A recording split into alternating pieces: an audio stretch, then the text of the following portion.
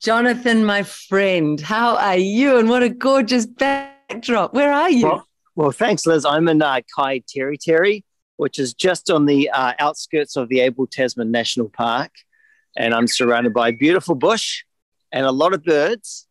Now, if you ever watch the openings of the Free NZ videos and you might hear bird sounds, it's because I capture them on this little unit here.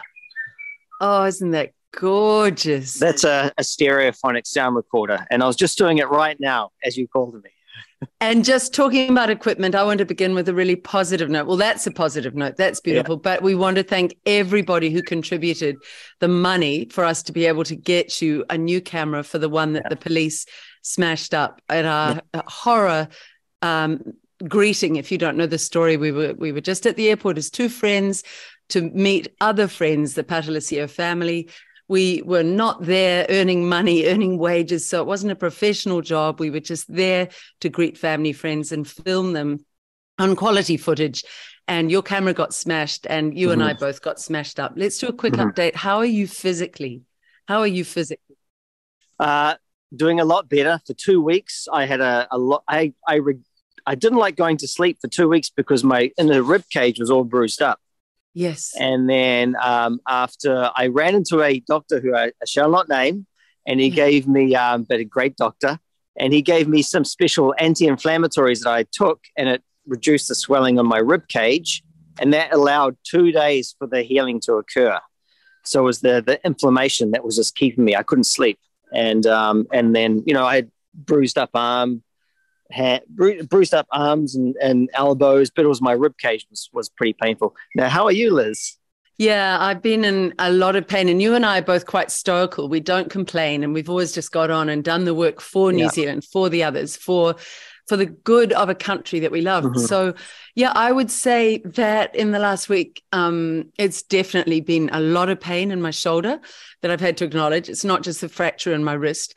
And more than that, we're all about being real, and there's been just a very deep sadness, deep sadness for me. Yeah, but beyond that, I can't stop hearing my father's voice, and it really haunts me that this man didn't want to go to war, but he said, I did it to ensure that you would grow up as a free human being in a free country, and this is not freedom, what we went through.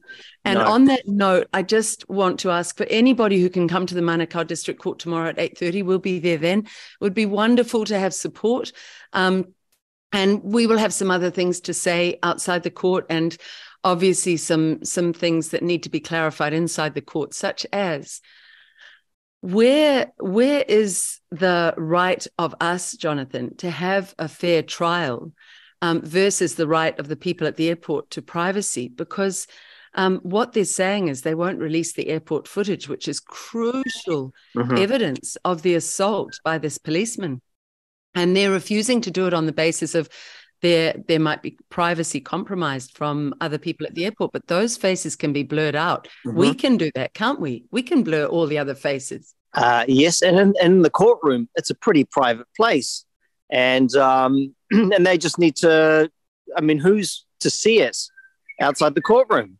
It could be judge alone, because we don't have the right to elect a jury because we're being charged under the Summary Offences Act. So it is a judge alone case, which is not a bad thing, because it means that the judge has to give reasons in the case for the decision that he comes to or she comes to.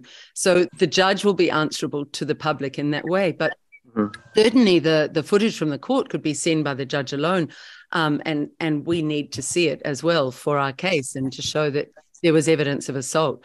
Yeah. The other thing is the microphone. Can you just tell me the story of the microphone? Because I must have been under such trauma tonight that I did not remember until you told me. I'll just ramp up of the scene of events from my perspective. We've heard yours on the Twitter Spaces, which is pretty much as accurate as it can be. And I'll just give it from looking through my eyes with regards to capturing the information. Yeah. So when we had the conflict with the police and the security guards, you were recording on your microphone, the conversations, okay? And when you raised your microphone to the police officer, he grabbed your hands, he did whatever he had to do, but all I remember was I felt hands coming from my camera, and I had onto my camera like a woman who's holding onto a handbag as a handbag thief's coming to steal a handbag while you're being pulled to the ground. Can I say now, from my perspective, I looked across, you had not been approached. I had not been approached except from this man saying over my shoulder, "Get out of the airport." And I turned around and said, "Under what law are you purporting to do this?" And that was when he grabbed my hand and twisted it behind my back. But I looked over at you and there was no contact with you. None. You were just, all I saw, I mean, unless I'm wrong, all I saw was you being tackled from the side and swung around and the camera smashing. But there was no, "Hey, listen, sir, would you like to step outside? We will explain what's gone on." No so de-escalation. There was nothing to you either. No de-escalation. There was no basic acknowledgement of what was going on or inquiry as to facts, treating us with basic human dignities of even inviting us outside, which we would have done. So you were just swung, tackled with no explanation. Is Pretty that right? much. While it was happening, I was screaming at the public to get the cameras out and record, and there was nothing happening there. And then eventually he realized that, he just turned that into a swung tackle. And that's when I was thrown to the ground and him on top of me. And then that's when I looked across you, and then you were like screaming in pain as the officer was breaking your thumb. Yeah. So trying to. So the point of that was, had the officer said, "Please, sir, put down your camera. Please, would you hand your would you stop filming?" You would have stopped, but you had no warning. So you literally had hands coming from behind you. Could it have been, in your mind, a member of the public trying to take you down? Absolutely. That's so. You had no idea it was even the officer. So no, it was just hands grabbing. It's just your intuition, your instinct is to hold on to what's been grabbed from you. If you've ever had someone try and steal from something, if you've lived in Europe and a pickpocket has come or wherever, you just hold on to your stuff for dear life. That's all I was doing, is my instincts. And then that just turned into body slam. So back to your little microphone. So there's just one point there, Jonathan, from someone who's trained in the law, that is one of the reasons that it's incumbent on the police to first explain. They can't just come into a room and tackle someone straight out. They're meant to clarify, explain, find out what's going on, see if this person can be, as you say, the whole situation can be calmed and explained, and give all parties a chance to put their perspective. And we didn't even know what we'd done wrong at this stage. All I'd said to that security woman was, "No, we're not filming commercially. We are not a commercial enterprise. Correct. We're like everybody else filming." Okay. So it wasn't a resistance of arrest. It was, I don't even know what's happening here, because it all happened in about 10 seconds. It was so quick. And so by default, because of what I do is I record information, I had my camera on the record button, okay? It's just recording the sound. So there was a wireless signal going from your little microphone to my camera, okay? And I'm guessing when I was thrown to the ground and my camera smashed, that's when all the recording stopped. I had to record the situation just audibly through your microphone. But in the meantime, the little microphone that you have, the little DJI wireless mic, it records internally, okay? Yeah.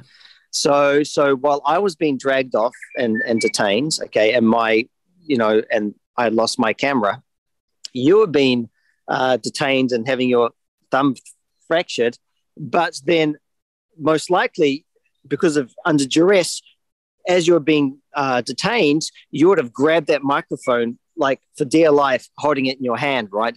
It's just, you're clenching, okay? It was, I don't remember consciously doing that, but I really get what you're saying about the camera. It's like a reflex. It's like I'm being assaulted and I must protect what I have. And what I had in my hand was this little square microphone. And you had your camera, but it's a reflex when people are doing something sudden, violent, without warning, without explanation. Yeah. Exactly. And so that your little microphone was set to record. Now, the only way that could have turned off record is if your clench was so tight that it could have pushed a button to turn off the internal recording. But so let's just march forward 5 minutes or maybe half an hour ahead. We're now outside. We're handcuffed. Okay, we've got 3 officers around us. And then I looked to the ground, just to the left, to the right of you, about a meter away, was a little microphone. It had either probably dropped out of your hands. And I turned to you and I says, "Liz, it's the microphone. Can you get it?" And then your arresting officer was basically, he looked at the microphone and he went down and he goes, I'll have, basically he picked it up and he goes, I'm taking this. And he opens up his top pocket and he puts it in his top pocket. And then that was the last time we saw the microphone. Now, that microphone could have been recording the entire time, the entire conversation, and only with 1 meter away. So now we can go forward now a week from the event, which was probably like March. It was around March the 5th. I got a call from Officer Martin from the police station regarding my camera and, collecting it. And I got a letter from the police saying, this is your camera and this is what was in it. And there was no mention of the microphone. And I asked on the phone, there's no mention of the microphone in your list of items that were seized. And he goes, well, we don't have that microphone. And I said to him, well, the arresting officer that arrested Liz, I saw him pick it up and he put it in his pocket. Okay. And he goes, okay, I'll check him. I'll ask around about the microphone. But that was the last I ever heard of it. And I'm now out of Auckland, so I can't check it on the camera gear. We'll find out after the court case. But there is this case of a microphone that might have all the content of the events that were recorded audibly. That's really interesting. So the man who assaulted me was a man called Constable Postlewright, and he put it in his pocket. I vaguely remember you saying, there's the microphone, but I didn't put it together, and I have no memory of holding it in my hand. That's how much trauma there was. You're under duress. And him putting it in his pocket. Yeah. So that's really important that he is implicated in this crucial piece of evidence. And here we have a situation where we don't have the visual evidence from those multiple cameras that are in the airport.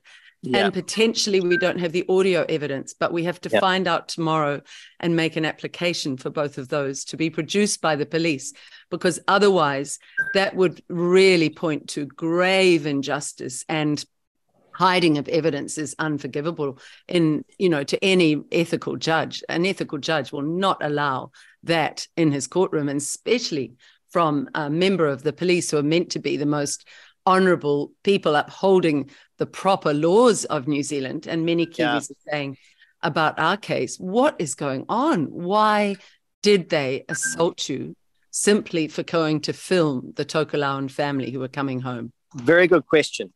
Yeah. Very good question. So the reason this is important is we are in the thick of it now, but all Kiwis need to realize this is you or your children or your family or your grandmother, anybody. There's no barrier, it seems, to of age or